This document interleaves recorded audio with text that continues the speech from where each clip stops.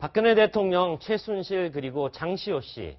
탄핵 사태를 불러온 최순실 드라마의 주연으로 부를 수 있는 세 사람입니다. 벼랑 끝에 선 이들 세 여인은 각기 다른 전략으로 살아남을 길을 모색하고 있습니다. 네, 사회부 배혜림 법조팀장과 자세한 소식 알아보겠습니다. 어서 오세요. 어서 오세요. 안녕하세요. 네, 안녕하세요.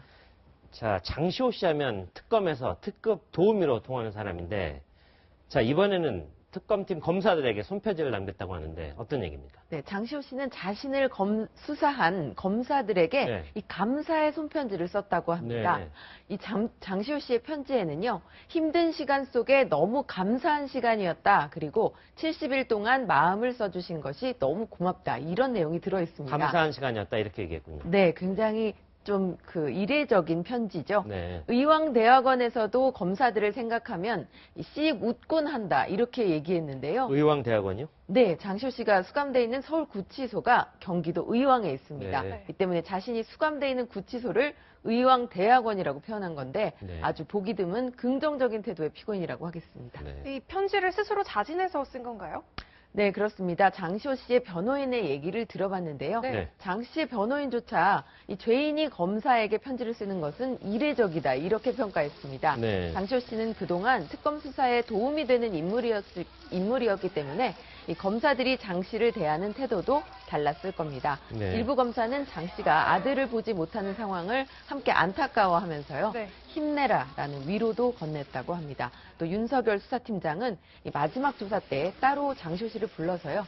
앞으로 재판을 잘 받고 집에 돌아가서 아이를 잘 키워라. 그동안 고생 많았다. 이렇게 말을 했다고 하는데요.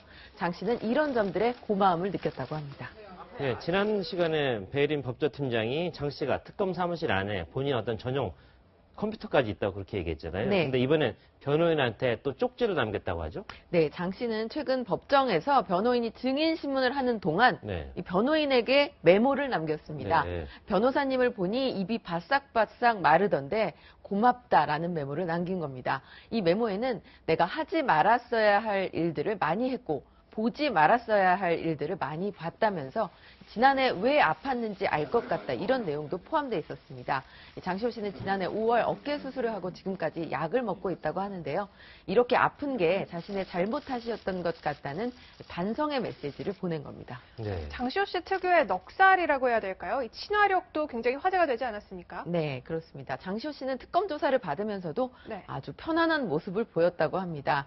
다른 피해자들은 이 목이 탈 때 물 한 잔만 마셔도 되겠습니까? 라고 아주 어렵게 말을 떼는데요. 예. 네. 장시호 씨는 먼저 먹을 것을 특정한 뒤에 이거 먹어도 돼요? 이렇게 말을 했다고 합니다. 네. 게다가 장 씨는 특검팀의 일부 검사에게 오빠라고 부르기도 했습니다.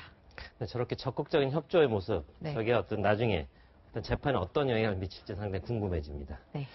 자, 이제는 좀 화제를 좀 바꿔보고 싶은데요. 네. 저 탄핵 심판 대리인단 중에 가장 화제를 많이 몰고 다니는 김평우 변호사 얘기를 하고 싶은데, 자, 오늘 일간지에 탄핵 반대 광고를 냈다고 하죠. 네, 김평우 변호사는 오늘 신문 광고를 통해서요. 막무가내로 탄핵 심판 심리를 종결하는 법관들에게 무조건 승복합니다. 이렇게 말해야 법을 지키는 선량한 국민이란 말인가. 이렇게 비난을 하면서요.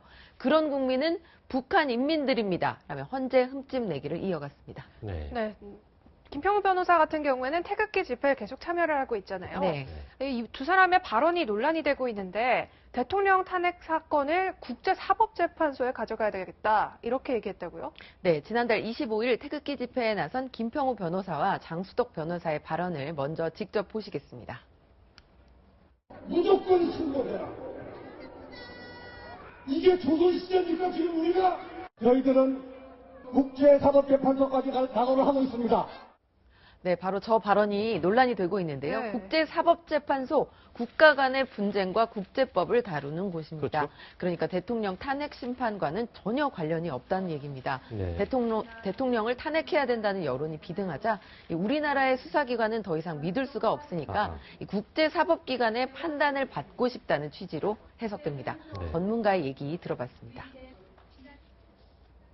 관할이 아닌데 그걸 왜 가져간다고 해서 거기서 다룰 수 있는 사안이 아니라 그냥 일종의 제스처가 아닌가 그런 생각이 들어요. 자, 그런가 하면 국제사회에 도움을 요청하는 인물이 또 한 네. 명 있다죠? 누굽니까? 네, 바로 최순실 씨죠. 네. 최 씨의 변호인인 이경재 변호사는 최 씨에 대한 인권 침해가 도를 넘는 수준이라면서 UN 인권위원회에 우리 검찰과 법원을 시정하도록 해달라는 청원서를 제출하겠다고 밝힌 겁니다. 최 씨는 변호인 이외의 다른 인물 접견이 금지되어 있는데요. 검찰은 최 씨가 외부인 접견을 통해서 말맞추기를 하거나 증거를 인멸하는 등 수사를 방해할 우려가 있다고 판단했습니다. 그래서 접견 금지 요청을 했고 법원이 이를 계속 받아들이고 있는 건데요.